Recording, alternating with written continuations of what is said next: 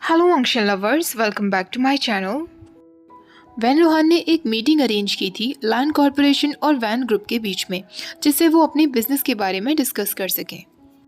वांग जी को भी उस मीटिंग में जाना था और उसे उम्मीद थी कि शायद वीइंग भी वहाँ आएगा।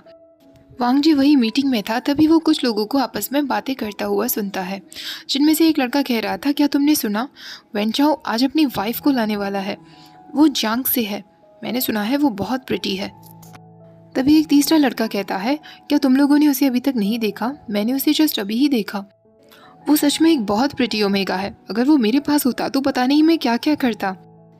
वुइंग को लेकर इतनी डिसरेस्पेक्टफुल बातें सुनकर वांग जी को बहुत गुस्सा आता है और वो अपने उन सारे एम्प्लॉयज से कहता है, इनफ, जाकर अपने काम पर लग जाओ, गॉसिपिंग करने के लिए तुम यहाँ नहीं आए हो, और उसके बारे में तो बिल्कुल बातें मत करो जो किसी और का है।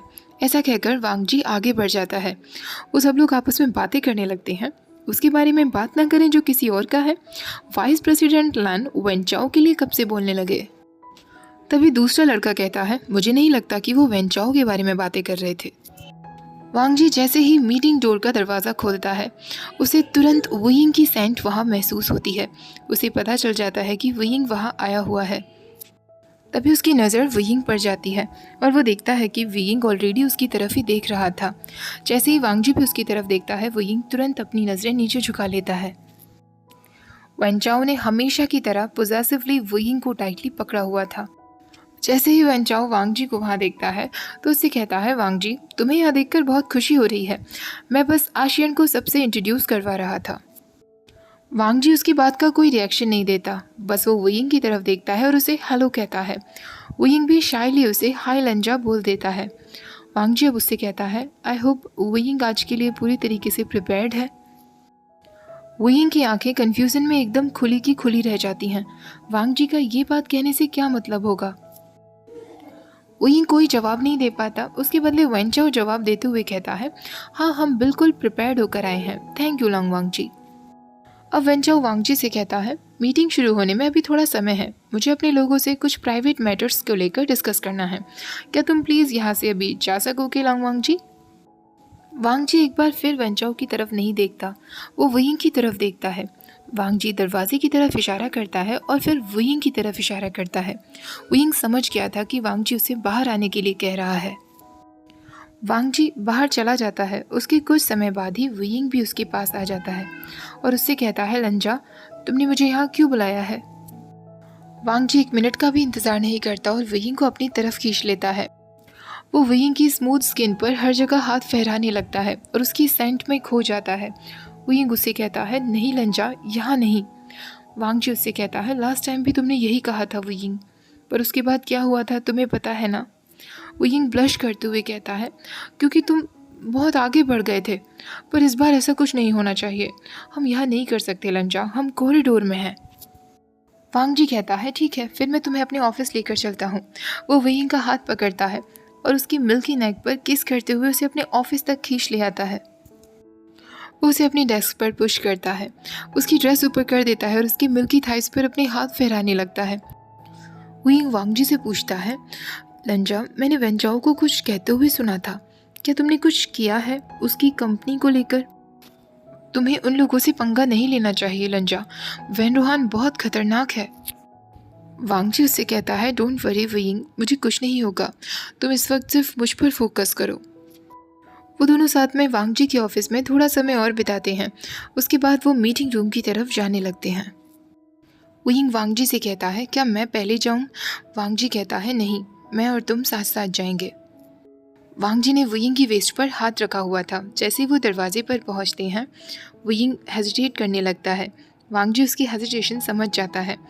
वो अपना हाथ वुइंग की वेस्ट से लेकर उसकी रिस्ट पर ले आता है और उसके हाथ को टाइटली पकड़ते हुए कहता है, अब तो ठीक है ना। वुइंग कुछ नहीं कहता, वो इधर उधर देखने लगता है और जल्दी से वांग जी के हाथों में हाथ दिए ही रूम में एंट्री कर लेता है। जैसे ही वो दोनों अंदर पहुंचते हैं, वुइंग तुरंत अपना हाथ हटाने की कोशिश करता है, पर वांग जी टाइटली पकड़ लेता है। वुइंग उसे कहता है, लंजा तुम्हें पता है ना, हम ये नहीं कर सकते। वांग जी को थोड़ा बुरा फील होता है, पर वो वुइंग का हाथ छोड़ देता है। वुइंग अंदर जाते ही कहता है, सॉरी फॉर दैट एवरीवन, मुझे थोड़ा सा काम था इसलिए मैं बाहर चला गया। वेन चाओ खड़ा होता है और वुयिंग के पास जाकर उसके फोरहेड को टच करते हुए कहता है, तुम्हारी बॉडी गर्म हो रही है, क्या तुम ठीक हो?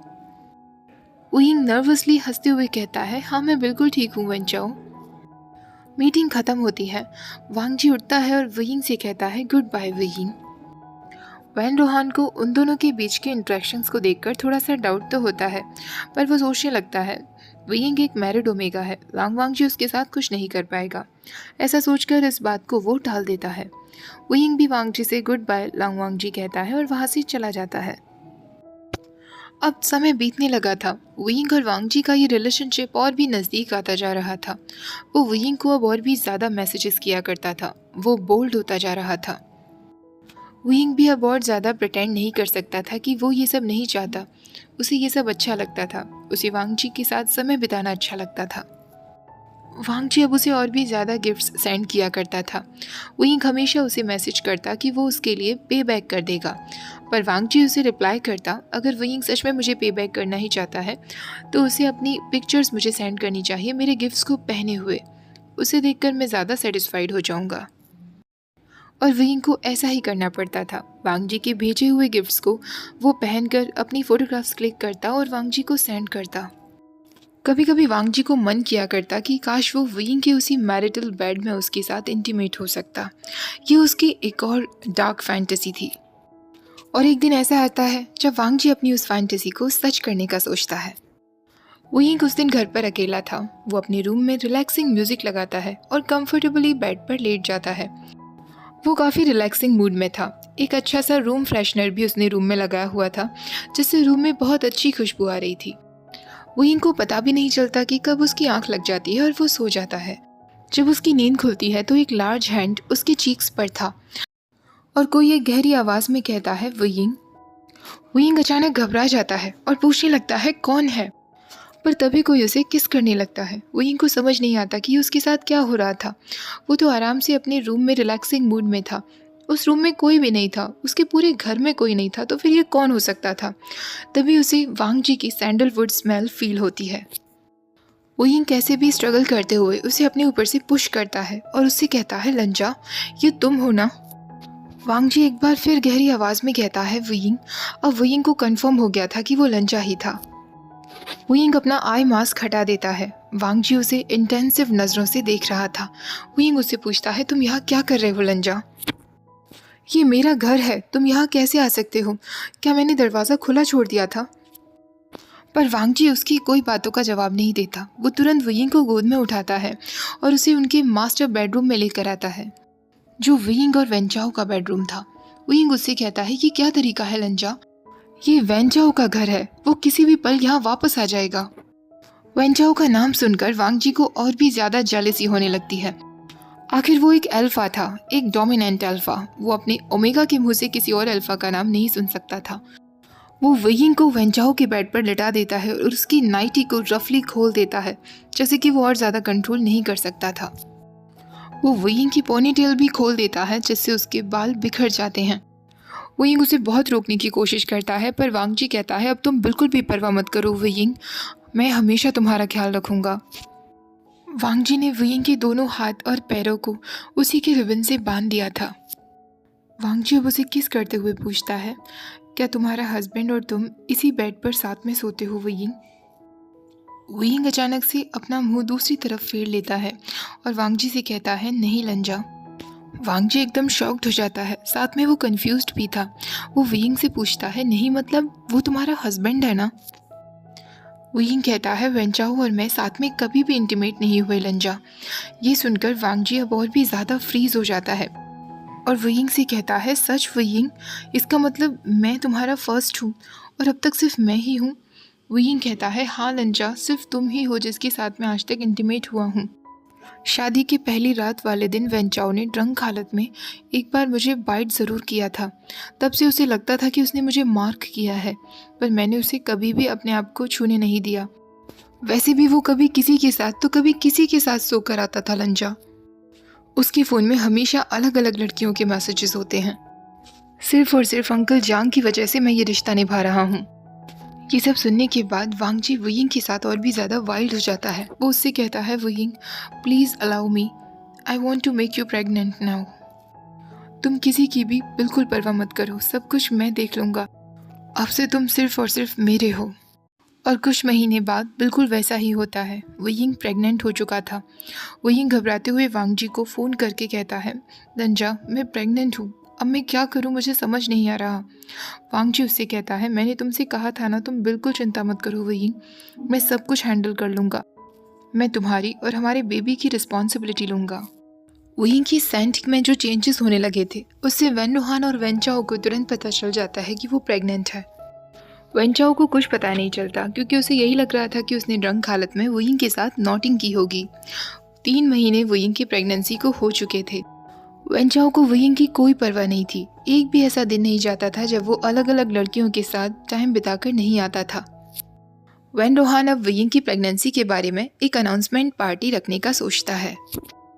दूसरी तरफ वांग जी पर भी एक एक दिन भारी पड़ रहा था। वो हर वक्त वुयिंग को मैसेज करता, उसे कॉल किया करता उसकी हालत को लेकर। कभी कभी वो उससे मिलने के लिए भी आया करता था और उसका बहुत ख्याल रखता था। वेंस की पार्टी में वांग जी लैन चिचैन और लैन चिरेन के साथ वहाँ पहुँच जाता है। वो तुरंत वुयिंग को ढूंढने के लिए निकल जाता है। अगर वेन चाओ सबके सामने ये क्लेम करता कि वुयिंग का बेबी उसका है तो शायद वांग जी वहीं पागल हो जाता।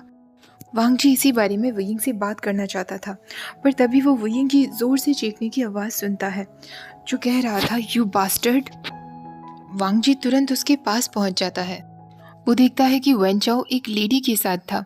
उन दोनों के ही कपड़े खुले हुए थे और बिखरे हुए थे। वेन चाओ की बॉडी पर हर जगह उस लेडी के लिपस्टिक के मार्क्स थे। वेन चाओ तुरंत अपने कपड़े पहनने लगता है और वुयिंग से कहता है, तुम यहाँ क्या कर रहे हो, तुम्हें अभी बाहर होना चाहिए था। वुयिंग की आवाज़ पर वेन रूहान और बाकी सब भी वहाँ पहुँच जाते हैं। वेन रूहान सिचुएशन देखकर वुयिंग से पूछता है, आशिन क्या हुआ। तभी वेन चाओ फोर्सफुली वॉइस में कहता है, कुछ नहीं हुआ है फादर, ये बस फालतू के ड्रामे कर रहा है। वांग जी वेन चाओ की तरफ बढ़ने वाला होता है पर वुयिंग उसका हाथ पकड़ लेता है। वुयिंग वांग जी से चुपके से कहता है, लंजा अब बस बहुत हुआ, अब मुझे पता है कि मुझे क्या करना है। वुयिंग वेन चाओ से कहता है, वेन चाओ अब मैं सारी बातें तुम्हारे फादर को बताकर रहूँगा। वेन चाओ अचानक घबरा जाता है और वुयिंग से कहता है, वुयिंग तुम्हें गलत फहमी हुई है, मैं सारी बातें क्लियर कर दूंगा, तुम्हें फादर को बीच में लाने की ज़रूरत नहीं। पर वुयिंग अब वेन रूहान के पास जाता है और उससे कहता है, फादर मैंने आपको कभी नहीं बताया, हमारी शादी से लेके आज तक वेन चाओ को हर बार किसी न किसी नई लड़की के मैसेजेस आते हैं। हर बार वो एक नई लड़की के साथ समय बिताकर आता है और आज मैंने उसे रंगे हाथों पकड़ा। ये सब सुनकर सब लोग एकदम शॉक्ड रह जाते हैं और कहने लगते हैं, ये कैसा डिस्गस्टिंग बिहेवियर है। वेन चाओ वुयिंग की तरफ बढ़ने वाला होता है पर वांग जी बीच में आ जाता है और उससे कहता है, दूर रहो। सब वेन चाओ को कर्स करने लगते हैं। वेन चाओ के इस बिहेवियर पर वेन रूहान को भी बहुत गुस्सा आता है क्योंकि इससे उसकी रेपुटेशन पर असर पड़ रहा था। वो वुयिंग से पूछता है, आशिन मुझे माफ़ कर दो जो भी कुछ मेरे बेटे ने किया उसके लिए। मैं सबके सामने पूछना चाहता हूँ, तुम क्या चाहते हो, वही होगा जो भी तुम चाहोगे। मैं वेन चाओ को सज़ा देने के लिए तैयार हूँ। वुयिंग कहता है, फादर मैं वेन चाओ से डाइवोर्स चाहता हूँ। मैं अब उसके साथ एक पल भी नहीं रह सकता। ये रिश्ता मेरे लिए एक फांसी की तरह है। वेन चाओ फिर सबके सामने कहता है, ये क्या बकवास कर रहे हो। तभी वांग जी फिर बीच में आकर कहता है और उससे कहता है, वुयिंग ने कहा ना कि वो अब तुम्हारे साथ नहीं रहना चाहता, अब एक कदम भी उसकी तरफ मत बढ़ाना। वांग जी अब वुयिंग से कहता है, वुयिंग मैं तुम्हारा ख्याल रखना चाहता हूँ। एक बार फिर सब लोग आपस में बातें करने लगते हैं। हंग गुंजुन और वेवुशन पुराने फ्रेंड्स रहे हैं ना। हंग गुंजुन सच में कितने नोबल हैं। सही समय पर वो अपने दोस्त का साथ निभाना चाहते हैं। देखते ही देखते वेन चाओ और वुयिंग का डाइवोर्स हो जाता है और उस दिन ही वांग जी वुयिंग को शादी के लिए प्रपोज कर देता है। एग्जैक्ट 1 महीने बाद उन दोनों की वेडिंग रखी जाती है। यानली और जेंगछा भी उन दोनों की वेडिंग को लेकर बहुत खुश थे और प्रिपरेशन में लग गए थे। वांग जी ने वैसे जैंग्स को अभी माफ़ तो नहीं किया था, जो भी कुछ उन्होंने वुयिंग के साथ किया उसके लिए, पर वुयिंग क्योंकि उन लोगों के साथ खुश था इसलिए वांग जी को उन लोगों की वेडिंग में शामिल होने से कोई प्रॉब्लम नहीं थी। वेडिंग डे वाले दिन वांग जी पेशेंटली वुयिंग के आने का इंतज़ार कर रहा था और जैसे ही दरवाज़ा खुलता है वुयिंग एक रेड कलर के ब्यूटीफुल से गाउन में अंदर एंट्री लेता है।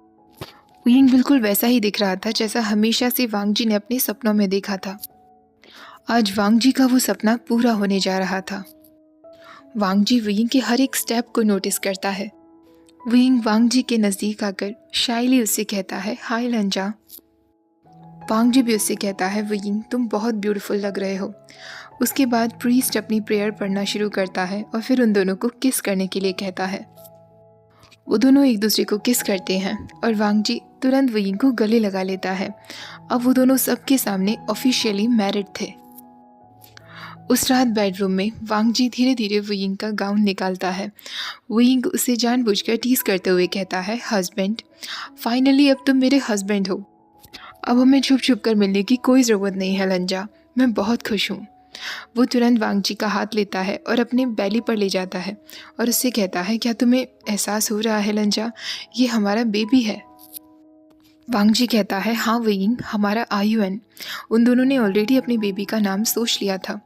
विंग कहता है, हाँ लंजा, आज तुम मेरे साथ रफ नहीं हो सकते क्योंकि हम अपने लिटिल बेबी आयुन को हर्ट नहीं करेंगे। ऐसा कहकर वो शर्माने लगता है।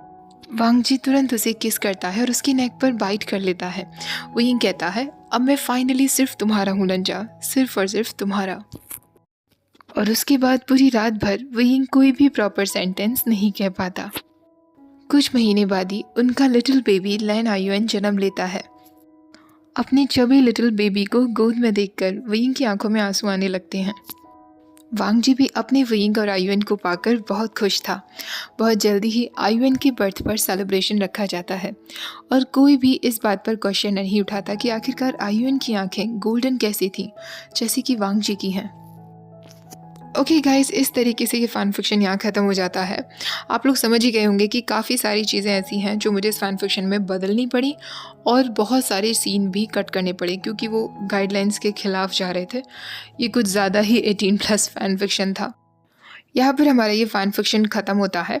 हाई स्कूल लव स्टोरी वाला मैं कंटिन्यू नहीं कर पाऊँगी क्योंकि किसी ने मुझे मैसेज किया कि जो दूसरी यूट्यूबर उस फ़ैन फिक्शन को शेयर कर रही थी वो इस बात से बहुत अपसेट हो गई थी जब उन्हें पता चला कि मैंने भी इसका एक्सप्लेनेशन शुरू कर दिया है। वो काफ़ी अपसेट हो गई थी और उन्हें बहुत बुरा लग रहा था। तो मैं नहीं चाहती कि उन्हें हर्ट हो। अब उन्होंने जब ऑलमोस्ट पूरा ख़त्म कर ही दिया है तो उनकी मेहनत वेस्ट नहीं जानी चाहिए। ठीक है, तो मैं अब कोई दूसरा फ़ैन फिक्शन लेकर आऊँगी। आज का वीडियो अगर अच्छा लगा हो तो प्लीज़ वीडियो को लाइक, शेयर, चैनल को सब्सक्राइब करना मत भूलना। Thank you for watching.